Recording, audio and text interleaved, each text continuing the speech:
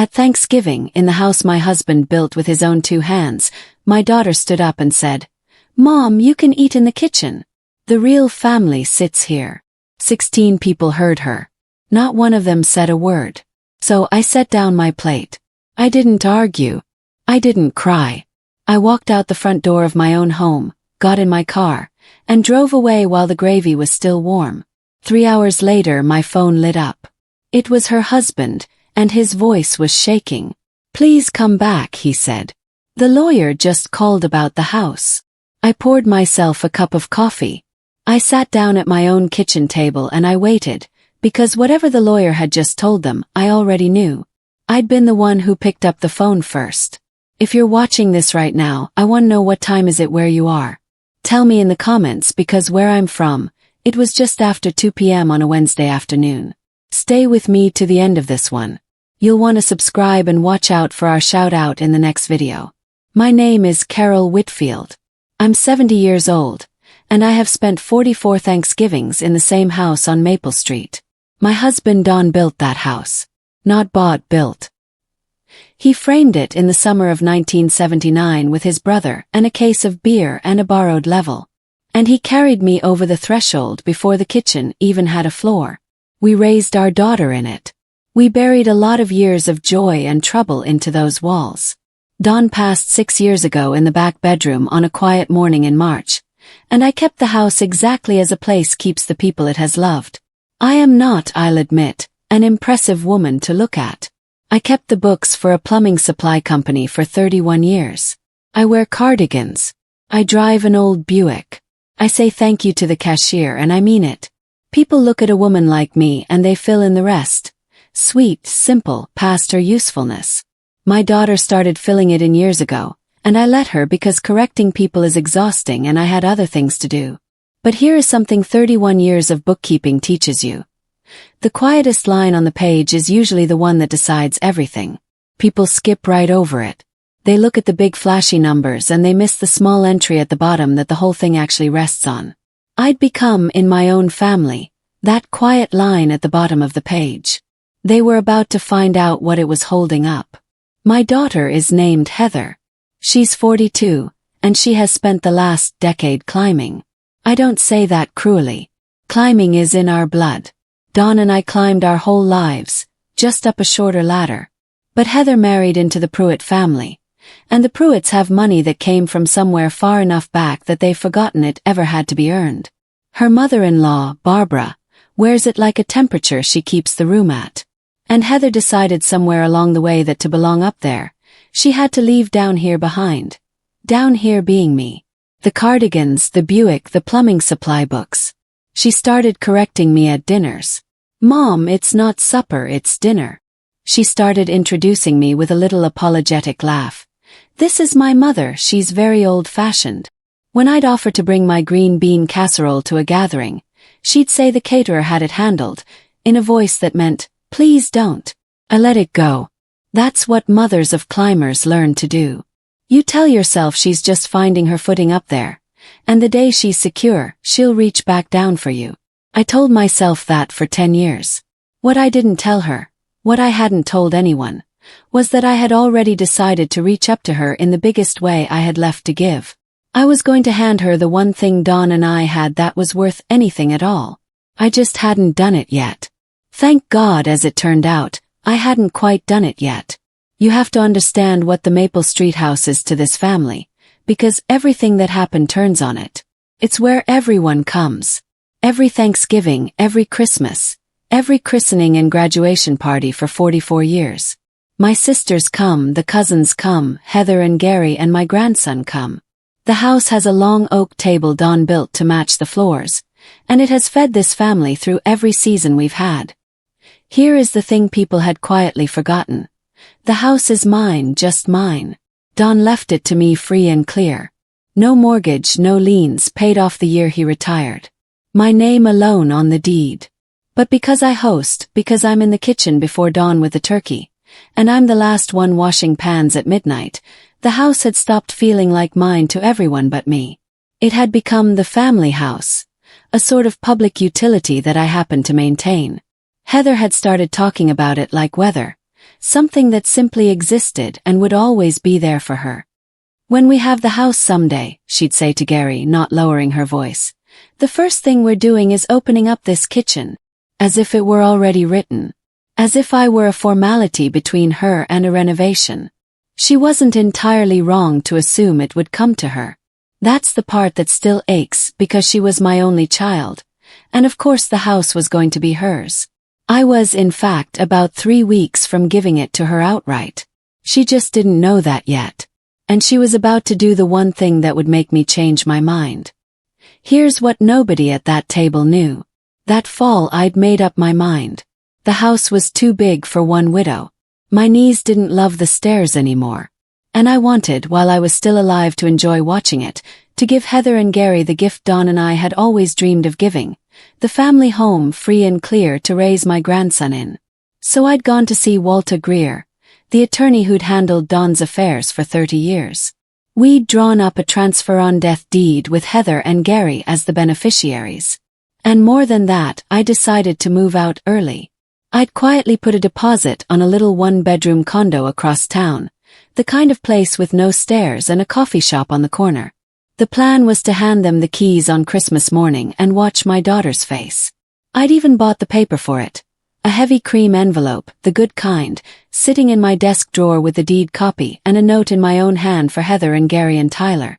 "Your father built this for a family. Fill it with one. Love, Mom." Dawn's old house key was tucked inside, on the worn leather fob he'd carried for 40 years. Gary knew a piece of it. I'd had to loop him in. There were logistics, a moving date, the condo deposit, and Gary, whatever his faults, is the practical one. I'd sworn him to secrecy. "Let me surprise her," I'd said. He'd agreed. "I tell you all this so you understand. I wasn't a bitter old woman looking for an excuse. I was 3 weeks and one envelope away from giving my daughter everything. And then she sent me to the kitchen. I want to be fair to Heather, because the easy version of this story makes her a monster. And she isn't one. She's something more ordinary and more sad than that. When Heather married Gary, she walked into a family that measures people. The Pruitts are polite about it. They'd never say a cruel word. But they have a way of asking where you summered and what your father did that lets you know precisely where you've been filed. The first time I met Barbara, Gary's mother, she looked at my shoes for exactly 1 second too long, smiled, and asked if I'd had far to travel. I'd driven 20 minutes. Heather felt all of that. And instead of letting it roll off, she decided to win it. She would out-Pruitt the Pruitts. She would have the right house, the right kitchen, the right mother. And since she couldn't trade me in, she'd do the next best thing and quietly tuck me out of frame. Came from a wound. I know that a girl who grew up in a plumbing supply family and got looked at like that spends the rest of her life terrified of being found out as common. And the cruel trick of it is that the person who reminds her most of where she came from is the person who loves her most. Me. Understanding all of that is why I stayed quiet for so long. It is not, it turns out, why I'd stay quiet forever. Because there's a line between a daughter managing her insecurities and a daughter humiliating her mother at the head of a table full of witnesses. For 10 years, Heather stayed on one side of that line. At Thanksgiving, she stepped clean over it. There was one person in that family who never made me feel like furniture. My grandson, Tyler. Tyler is 17. He's all elbows and earnest opinions. The kind of boy who still hugs his grandmother in front of his friends and doesn't seem to know he's supposed to be embarrassed by it. He comes to my house on Sundays sometimes, just him, and we do the crossword, and he tells me about the girl he can't work up the nerve to talk to. He's the only one who ever asks about Dawn. "Tell me the one about Grandpa and the canoe," he'll say, even though he's heard it 40 times. He likes that I keep his grandfather's reading glasses in the drawer by the good chair. He's the only one in that family, frankly, who I look at and see Dawn looking back. When I planned to give the house away, Tyler was the whole reason it felt right. "Your father built this for a family. Fill it with 1 inch. I'd written that thinking of him. I pictured Tyler growing up in those rooms. His kids someday running on the floors Dawn laid. I tell you about Tyler now because you need to know he was at that table on Thanksgiving. 17 years old in a button-down his mother made him wear, sitting near the head of the table with the real family. Remember that when we get there. Remember that of all the people in that warm, full, ungrateful room, exactly one of them was about to do the decent thing. And remember that I was watching. The week of Thanksgiving, I was happier than I'd been in years. I had a secret, and it was a good one. Every time Heather was short with me on the phone, and she was short with me a lot that week, stressed about the Pruitts coming, about the table settings, about whether her caterer's gravy was elevated enough, I just smiled and thought about Christmas morning. About the cream envelope in my drawer. About handing her Dawn's old key and watching 10 years of distance fall off her face. I thought the gift would fix it. I really did. I thought when she understood what I was giving her, she'd remember who I was. That was my mistake, and I'll own it. I thought generosity could buy back respect that was never really gone. That was just buried. I've since learned you can't. Respect isn't something you can hand someone in an envelope. They either carry it for you or they don't. And you find out which on the days it costs them something. I found out on a Thursday in November with my husband's turkey platter in my hands. But I'm getting ahead of myself. Let me take you to that table. I want you to see it the way I saw it so that when my daughter says the words, you understand exactly what she threw away. It was going to be the best Thanksgiving in years. I made sure of it. The trouble started small, the way it always does. 2 weeks before Thanksgiving, Heather came by the house. Not to see me, it turned out, but to take measurements. She walked through my rooms with her phone out, photographing, murmuring to herself. This wall could come down. The cabinets are obviously the first thing to go. Planning a project. I asked from the doorway of my own kitchen. Just dreaming, she said, not looking up. You know, for when the time comes. For when the time comes. She said it lightly, the way you'd talk about a season changing. She was standing in my kitchen, the kitchen Dawn built, mentally demolishing it, and she didn't think she needed to lower her voice, because in her mind it was already hers. I was just the current occupant, a tenant on a short lease that nature would shortly terminate. I should have said something then. I want you to know I considered it. But I had that cream envelope in my drawer, not 10 feet away, and I thought, let her dream. In a month she'll know it's real. Let her have this. So I made her a cup of tea, and I let my daughter photograph my home for the renovation she was already planning. And I felt, underneath my happiness, the first cold thread of something I didn't have a name for yet. It wasn't that she wanted the house. I wanted her to have it. It was the way she wanted it. Like it was owed. Like I was a formality. Like the only thing standing between her and her future was an old woman who hadn't had the courtesy to get out of the way yet. I told myself I was imagining it. Then I found the folder. It was an accident, the way the worst discoveries usually are. Tyler had left his tablet at my house that Sunday, and Heather asked me to email her a document off it. A permission slip for some school trip. I'm not as helpless with these things as my family believes. I opened the tablet to find the file, and a shared family folder was sitting right there on the screen, synced from Heather's account. I shouldn't have looked. I looked. There was a design board, dozens of images, gutted kitchens, white marble, a wall of glass where Dawn's bookshelf stood. The folder was labeled, Maple Reno. There was a contractor's preliminary quote dated 3 weeks earlier, $41,000 for Phase 1. And there was a text thread screenshotted into the folder like a trophy. Heather to a friend. Once we're in the Maple House, we'll finally have room to entertain properly. Mom's moving to some little condo, which honestly is for the best. She rattles around in that big place. Mom's moving to some little condo. She knew. Somehow she knew. Gary, I realized. Gary must have let it slip, or she'd pieced it together. She knew about the gift. She knew the house was coming to her. And instead of gratitude, instead of even surprise, she'd skipped straight to the renovation, the entertaining, the relief of finally getting me tucked away in some little condo. The gift wasn't a gift to her. It was an inheritance she was impatient to collect. I was a delay. I sat at my kitchen table for a long time with that tablet, the way you sit when a doctor has just said a word you weren't ready for.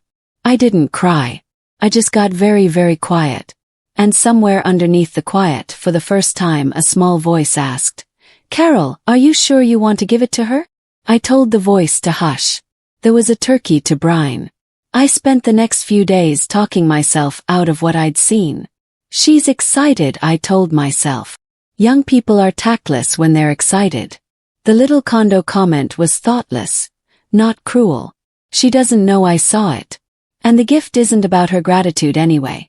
It's about Tyler, about Dawn's wish, about doing the generous thing because it's right, not because it's repaid. All of that was true. I'm good at finding the true thing that lets me keep loving someone. Mothers usually are. But there's a difference between forgiving a person and not seeing them clearly. And I'd been confusing the two for a decade. I forgave Heather the way you'd forgive weather, by deciding it wasn't personal. And in doing that, I'd stopped requiring her to be decent to me. I'd made my own respect optional, and then acted surprised when she treated it as optional too. I decided to go ahead with the gift anyway. I want you to know that even after the folder, even after some little condo, I was still going to give my daughter that house. I'd resolved to set the hurt aside, hand her the envelope at Christmas, and trust that having the thing would soften her toward the woman who gave it. That was where my head was on Thanksgiving morning. Wounded but resolved. Generous to a fault, Don used to say, and he didn't always mean it as a compliment. I pulled the turkey out at dawn. I set it on Don's platter, the big oak one he'd carved by hand the first winter in the house, with a turkey and a sheaf of wheat worked into the rim. I'd served every Thanksgiving on that platter for 44 years. I had no idea it would be the last one I'd serve in that house. The morning was beautiful, I'll give it that. I was up at 5, the way I always am on Thanksgiving, moving through the dark kitchen by feel. There's a particular peace to it. The house quiet, the oven warming, the smell of sage and butter. 44 years of the same morning layered one on top of the next like coats of paint. I could feel Don in it. I always can on Thanksgiving. He'd come down in his robe and steal a piece of skin off the bird, and I'd swat his hand, and he'd kiss my temple and call me his girl. I talked to him a little, the way widows do. Big day, Don, I said, sliding the turkey in. We're giving them the house. Can you believe it? I set out his platter on the counter to warm, ran my thumb over the wheat he'd carved into the rim. I thought about how pleased he'd be. He loved nothing more than giving things to people. He'd have wrapped the whole house in a bow if he could have. By noon, the food was a small miracle, and the house smelled like every good memory I had. I put on my nice blouse, the blue one. I set the long oak table for 16 with the good china, Don's platter at the center, where it always went. I stood back and looked at it. My husband's table, my husband's house, my husband's platter. All of it laid out to feed the people we'd made and loved. It was, I thought, perfect. The last perfect hour I'd have in that house. Then the doorbell rang, and the Pruitts came in on a draft of cold air and expensive perfume. And the afternoon began to turn. Barbara Pruitt arrived like she was inspecting a property. She came in first in camel cashmere, and did the thing she always does. A slow, smiling sweep of the room, pricing it. What a cozy little house, she said, which is what Barbara says instead of small. So much character. You don't see this kind of older construction much anymore. My husband built it, I said. Did he? She said, in the tone you'd use for a clever child. How resourceful. Gary came in behind her, kissed my cheek, and had the grace to look slightly ashamed, the way he often did around his mother and me in the same room. He caught my eye, and there was a flicker. He knew about the gift, remember, knew this was meant to be their last Thanksgiving as guests here before it became theirs. I think part of him wanted to say something kind. He didn't. Gary's whole life is a study in the kind thing he doesn't quite say. Then Heather swept in, already in hostess mode, already rearranging. Mom, you didn't use the gold chargers. Oh well. She moved my centerpiece. She moved Don's platter 6 inches and frowned at it like it was clutter. This old thing. We should really get you a proper serving platter, Mom. That old thing is staying right there, I said pleasantly and moved it back. She gave me a look. The look that said, you're being difficult. And then the doorbell rang again and the cousins arrived, and the house filled up with coats and casserole dishes and noise, and Heather swept off to play lady of a manor that wasn't yet technically hers. I stood in my own front hall and watched my family flow past me into my house like I was the help who'd held the door. It's a strange thing becoming a guest in your own home. It happens by inches, and each inch is too small to object to without seeming petty. Heather had taken over the kitchen, my kitchen, directing the caterers 2 staff she'd hired, just to make it special this year. When I went in to check my gravy, she steered me out by the elbow. "Mom, relax. Let us handle it. Go sit. Go sit in my own house on Thanksgiving, the one day of the year that has always been mine to run." So I went and sat, useless, in the living room while strangers plated my food in my kitchen and my daughter played general. The Pruitts had brought their own energy, and the room had reorganized around it. Conversations I wasn't in, references I didn't have, Barbara holding court about her cruise. I tried twice to join, and both times the talk just sort of closed back over the spot where I'd spoken like water. Tyler found me though. He came and sat next to me on the arm of the chair and showed me a photo of a robotics thing he'd built for school. And for 10 minutes I had my grandson, and I wasn't furniture. I was grandma. "It's wonderful, sweetheart," I told him, and meant it more than anything I'd say all day. "You okay, Grandma?" he asked quietly, in that way kids have of seeing the thing the adults are all pretending not to. "I'm just fine, baby," I said. I wasn't quite. But I still thought the worst of the day was a little loneliness. I still thought I'd hand them an envelope at Christmas and all of this would melt. Then Heather called everyone to the table. If you've ever sat at a table full of family and felt yourself becoming invisible, felt the conversation skip over you, felt yourself shrink to fit the small space they'd left you, then you already know the loneliest room in the world is a crowded one. If this is landing somewhere real for you, stay with me. There's a reason I'm telling you all of it. The table sat 16 and there were that year 17 of us. I counted the chairs while Heather was seating people, directing them like a wedding planner. "Barbara, you're here by me." Gary, head of the table. "My husband's seat, but I let it go." "Cousins down here, Tyler, you're up here with the grown-ups this year." And on, placing everyone until the long oak table Don built was full of bodies, and there was, I realized, no chair left with my name on it. It wasn't an accident. I knew Heather. She'd counted. She'd known there'd be one too many, and she'd decided in advance who the one would be. Barbara, ever helpful, supplied the cover. "Oh, is it tight?" she said, turning to me with a warm, terrible smile. Older folks are often more comfortable away from all the bustle. The kitchen's so much cozier. Less noise for the nerves. Less noise for the nerves.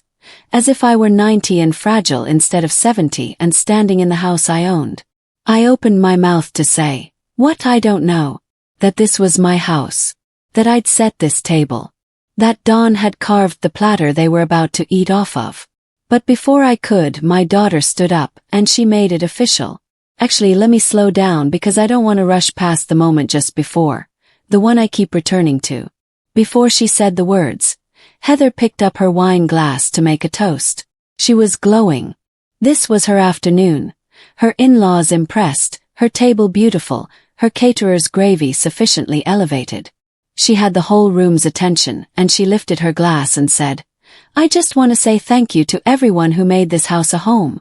To family, to new traditions, to the next chapter for all of us." She smiled at Barbara. "To everyone who made this house a home." I had made that house a home. Me and Dawn, in 44 years of Thanksgivings exactly like this one, before she was born and every year since. I had been up since 5. The food she was about to praise was on the platter my husband carved. And in her toast to everyone who made this house a home, there was no room for the woman who actually had. I stood at the edge of the dining room, a plate in my hand because I'd been about to sit. And I felt something I'd never quite felt toward my daughter before. Not hurt, I was used to hurt. This was clarity. Cold and clean and final, like the moment the anesthesia lifts and you can suddenly see the whole room. I thought, she doesn't know who I am. She has genuinely forgotten. And on the heels of that thought came another, quieter one, that I would not fully understand until I was in my car. Then perhaps it's time I reminded her. Heather set down her glass. She looked at me standing there with my plate and she said it. Mom. Bright, carrying, designed to be heard. You can eat in the kitchen. The real family sits here. I want to describe the silence that followed because it told me everything.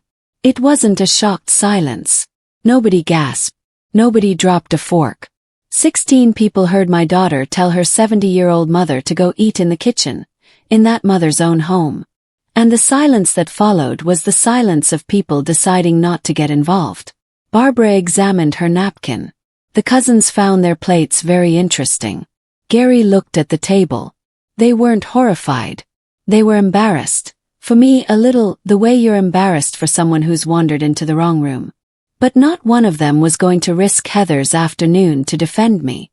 That silence hurt worse than the words. The words were one woman's cruelty. The silence was a verdict. 16 people quietly agreeing that yes, that was roughly where I belonged. I stood there with my plate. Don's plate, actually, the everyday one with the chip he'd always meant to fix.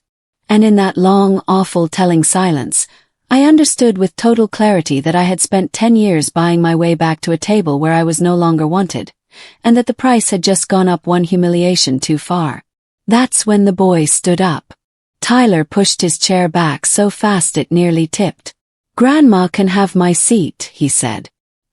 His voice cracked in the middle of it, the way a 17-year-old's does when he's frightened and doing the brave thing anyway. "I'll sit in the kitchen. Or hear Grandma take mine. I don't mind." He was already standing, already pulling his chair out for me. This gangly boy in the button-down his mother had made him wear.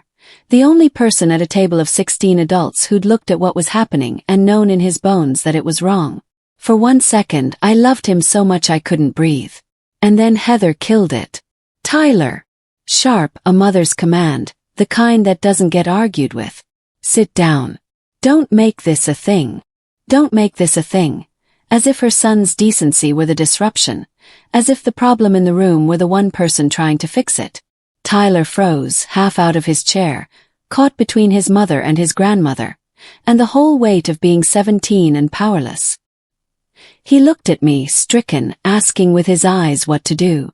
I couldn't let them turn his kindness into a battle he'd lose. So I gave him the only gift I had in that moment. I smiled at him, a real smile, just for him, and I said softly, "It's all right, sweetheart. Sit down. You're a good boy. The best one here." He sat slowly, miserable. And I looked one last time at the table my husband built, full of people eating off his platter, who had just watched my daughter send me to the kitchen and decided it was fine. Then I made my decision. I did not raise my voice. I want you to understand that because the temptation must have been enormous, and I don't actually remember feeling it. What I felt was that 4 in the morning calm Don used to say I had. The stillness that came over me whenever a thing was finally completely clear. The same stillness I'd felt when the doctor told me about Don. When there was nothing left to decide, only to do. I looked at my daughter standing at the head of my husband's table in my house, and I felt the last 10 years rearrange themselves into a single simple fact. She did not respect me. She had never really respected me.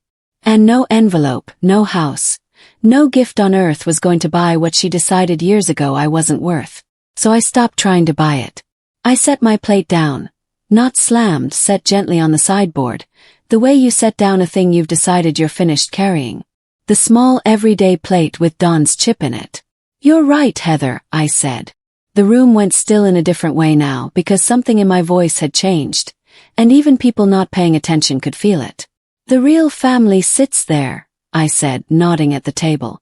"I'll get out of the way." And I turned and walked out of the dining room, through the front hall, past the coats, and out the door of the house my husband built, into the cold, bright November afternoon. Without my coat. Without a word more. Leaving 16 people and a steaming turkey and 44 years behind me. I have never before or since felt so completely calm. I sat in my Buick in my own driveway for a moment, hands on the wheel, and I waited to fall apart. I didn't. I kept waiting for the tears, the shaking, the second-guessing. None of it came. What came instead was the strangest lightness, like setting down a suitcase you've carried so long you'd forgotten it had a weight. For 10 years I'd been hauling around the work of being acceptable to my own daughter. And somewhere on the walk from the dining room to the car, I'd simply put it down. I started the engine. Through the front window I could see them. The warm gold light, the full table, my family resuming their dinner. Nobody had come after me. Not Heather, not Gary, not the cousins. 16 people, and not one had followed me into the cold to say, "Wait, this isn't right, come back." Only one face was turned toward the window, watching me go. Taylor. He had his hand pressed flat against the glass. I lifted my own hand to him. Then I backed out of the driveway and drove away. I didn't go far. I drove to the little condo across town. The one I'd put a deposit on, the one that was supposed to be my downsizing surprise, the one Heather had called some little condo she was relieved to be rid of me into. I had a key already. I let myself in. The rooms were empty and clean and quiet and entirely mine. I stood in the middle of the bare living room of the rest of my life, and I made 2 decisions in order. The first was that I would not be giving my daughter that house. The second was that I needed to call Walter back. But first, before any phone call, I did the thing I always do when I need to think clearly. I made coffee. The condo's little kitchen had nothing in it yet but a kettle, a jar of instant, and a single mug I'd brought over weeks ago. I boiled the water, made a cup, sat down at the card table that was the only furniture in the place, in the late gold light coming through bare windows. And I drank my coffee and I let myself think. I thought about whether I was being rash. A woman makes a decision in the heat of an insult. She should hold it up to the light before she acts. So I held it up. Was I punishing my daughter for one bad moment? No. The moment was just the place where 10 years finally became visible. The folder, the little condo, the renovation quote, the toast, the kitchen, Tyler's chair. Don't make this a thing. It wasn't one cruelty. It was a pattern I'd been calling whether so I wouldn't have to feel it. Would Don want me to give her the house anyway? I sat with that one a long time because it was the only argument that could have stopped me. And I knew, the way I knew his face, what he'd say. Don built that house for a family. Fill it with one, I'd written. And the people at that table today were not a family. They were a hierarchy, with me at the bottom of it. But there had been one person, one boy halfway out of his chair. I finished my coffee. I rinsed the mug and set it in the empty sink. And I picked up the phone and called Walter Greer at home on Thanksgiving, and he answered on the second ring. "Carol," Walter said, surprised. "Happy Thanksgiving. Everything all right?" "No," I said, "but it's going to be. I need to change some things, Walter. And I'd like to start tonight if you'll let me." "Tell me." "The transfer on death deed. The one naming Heather and Gary." I kept my voice as level as a ledger line. "I want to revoke it." Walter had known me 30 years. He didn't ask if I was sure. He asked what I wanted instead. "Can it be done?" said. "I always wondered if those were really as easy to change as you said." "They are," he said. "A transfer on death deed is revocable any time you're alive, Carol, no matter what it says on its face. You can revoke it or record a new one naming someone else, and it overrides the old one. It's your house. It stays your house until the day you die, and you decide where it goes.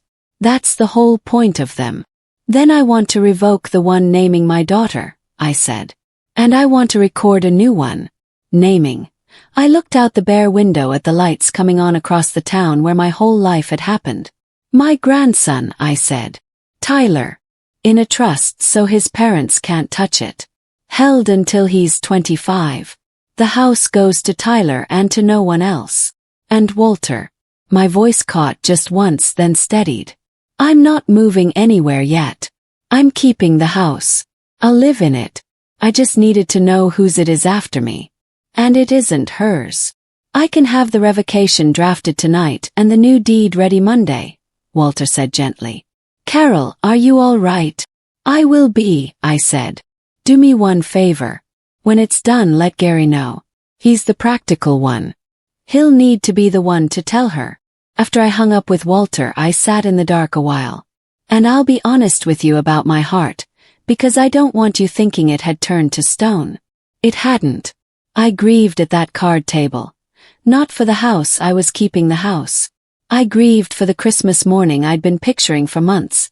The one where Heather opened the envelope and remembered who I was. That Christmas was gone now. I'd been carrying it like a held breath, and I had to let it out, and it hurt going. But here's what I want to say to you.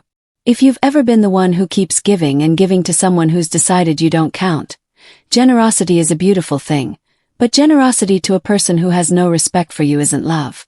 It's a tax you've agreed to pay on their bad behavior, and it never, ever buys what you're hoping it'll buy. You cannot purchase your way back into the heart of someone who's already decided where to file you. You can only stop paying. I just stopped paying. I made one more decision at that table, the practical kind. I wasn't going to sneak. I wasn't going to let Heather find out about the deed from a cold lawyer's letter, and then spin it to the family as her bitter old mother lashing out. The truth had been made public today at that table, in front of 16 people, so the truth would be set right in public too. I would tell them all to their faces once, calmly, and then I would go on with my life. I rinsed my coffee mug and waited for the phone to ring because I knew it would. It rang at 7:40, 3 hours, almost to the minute after I'd walked out. It was Gary. I let it ring twice while I poured myself a fresh cup of coffee, my second of the night, and carried it to the card table and sat down before I answered. There's a power in not being in a hurry. I'd learned that keeping books for 31 years. The person who isn't rushing is the person who already knows how the numbers come out. Carol. Gary's voice was tight, frightened. The practical man with the ground gone out from under him. Please come back. Please. The lawyer just called. Walter Greer. He called about the house. Shaky breath. He said you're revoking the deed, that you're putting it in. Carol, is that true? Did you change the house? I took a sip of my coffee. It was good and hot. Hello, Gary, I said calmly. Yes, it's true. I could hear it behind him then. The party still going or trying to, and under it, Heather's voice climbing, demanding to know who was on the phone, what was happening, what did the lawyer want. The afternoon she'd worked so hard to stage was coming apart in the background like a tent in a wind. Carol, please, Gary said. Can you come back? Can we talk about this tonight? No, I said. Not tonight. But come to the house tomorrow morning, 10 o'clock. Bring Heather. Pause. And bring Tyler. I'd like Tyler there especially. And I hung up and I drank my coffee and I waited for morning. They called 4 more times that night. I didn't answer. It wasn't cruelty.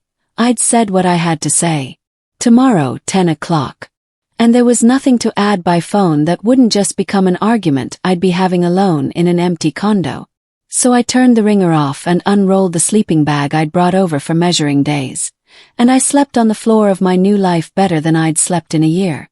In the morning I drove back to Maple Street. I want to describe how it felt to walk back through that front door because it's the whole point. The night before, I'd left as a woman they'd sent to the kitchen.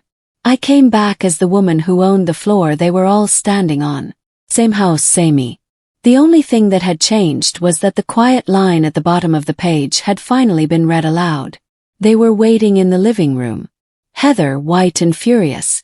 10 years of careful composure gone. Gary, gray and exhausted like he hadn't slept. Barbara.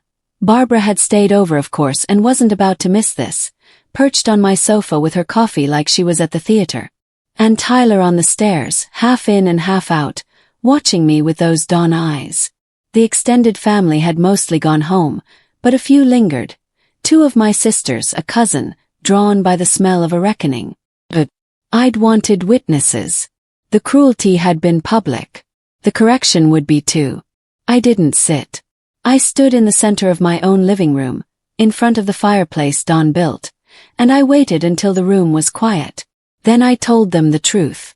I want to tell you all something I was going to keep as a surprise until Christmas. Plans change. I took the cream envelope out of my purse, I'd brought it, and set it on the mantel where they could all see it. This house, I said, is mine. Just mine. Don left it to me, paid off free and clear. My name alone is on the deed. I know everyone in this family had stopped thinking of it that way.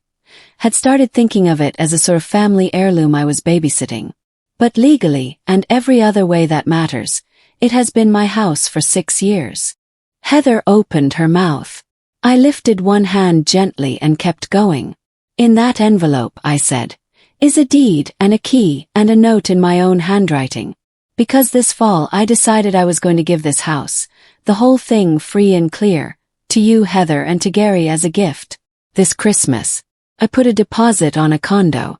I was going to move out and hand you the keys to your father's house and watch your face. My voice held steady. That was the surprise. That's what some little condo was.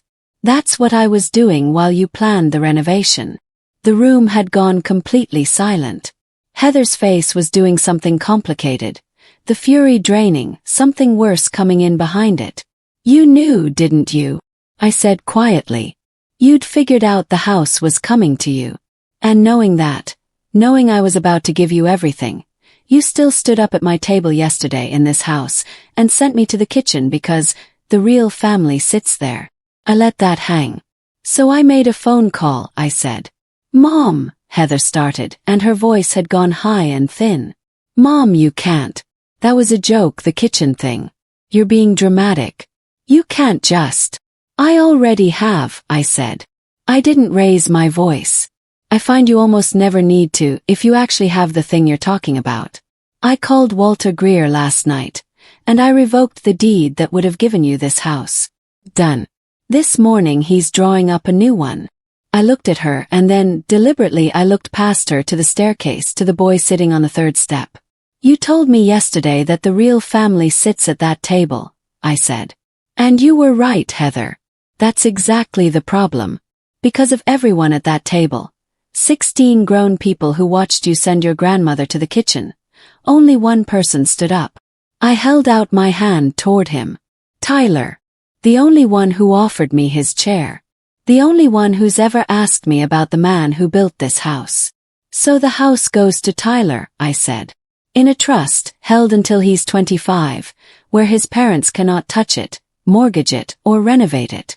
Your father built this house for a family. I'm giving it to the one member of this family who acted like one. The sound Heather made I will not forget. It wasn't grief. It was the sound of someone watching a thing they'd considered theirs vanish through their own fingers. You're punishing me, she breathed. Over a seat. No, sweetheart, I said. I'm finally believing you.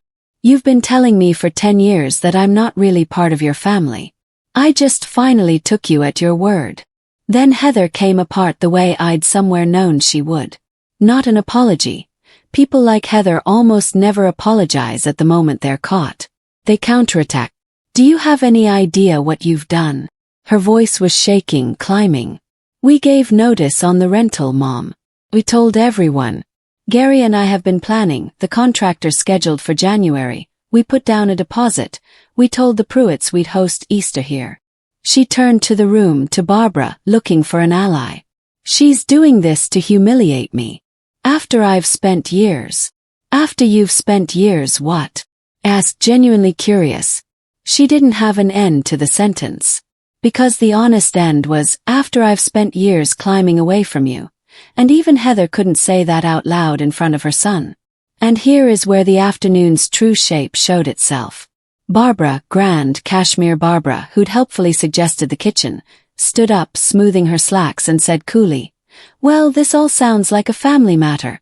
Heather, dear, we should go. And just like that, the moment things stopped being glamorous, the Pruitts began edging toward the door. The very people Heather had humiliated me to impress couldn't get away from her fast enough. Now that there was no house, no entertaining, no Easter. I watched my daughter understand it. The whole reason she'd sent me to the kitchen, to belong to those people. And those people were already reaching for their coats. The notice on the rental's not my doing, Heather, I said, not unkindly. Neither is the contractor's deposit. You spent money on a house that was never promised to you in writing, because you assumed an old woman would simply hand it over and disappear. That assumption was the mistake. Not my phone call.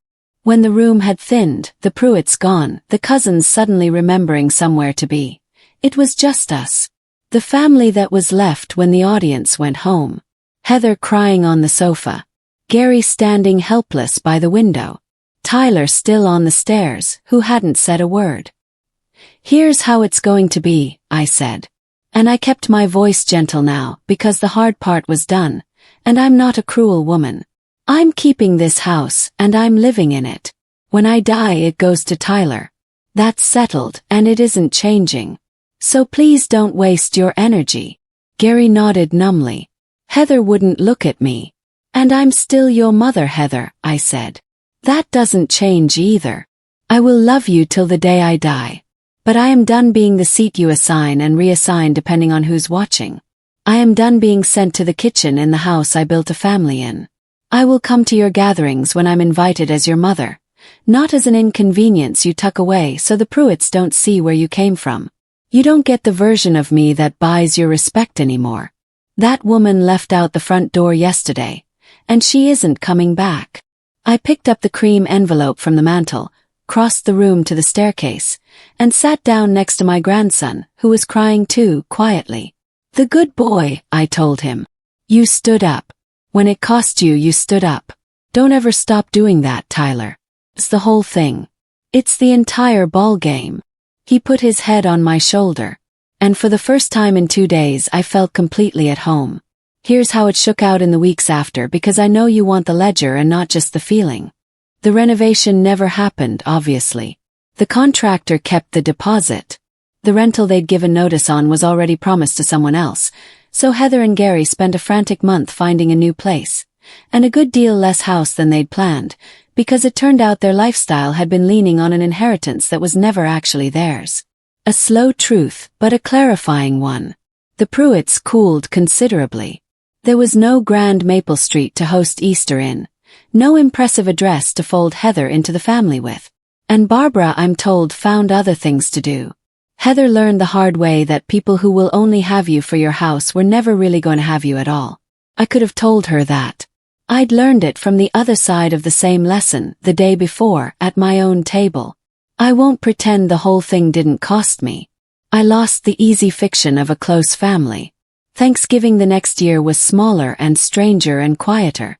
But it was honest, and honest turned out to be something I could actually live inside, which the old arrangement never had been.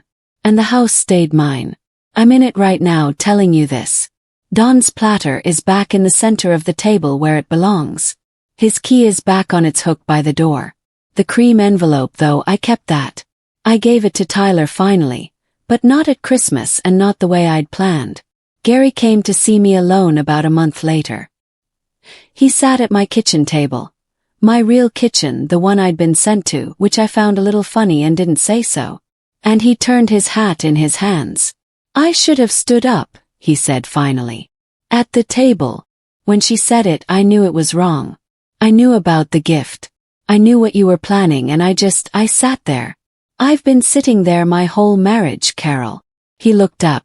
"Tyler's braver than me. He's 17 and he's braver than me." It was the truest thing Gary had ever said to me.